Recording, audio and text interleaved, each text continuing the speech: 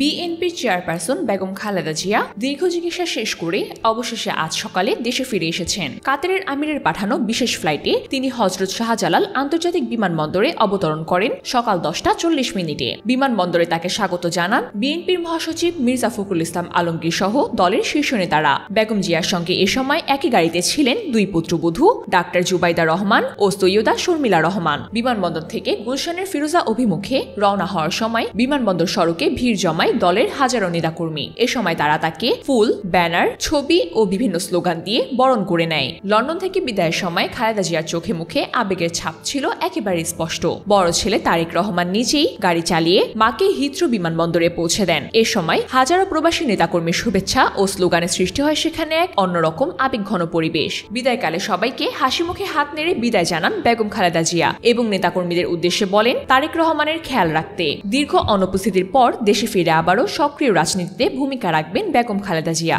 এমনটাই প্রত্যাশা করছে বিএনপির নেতাকর্মীরা।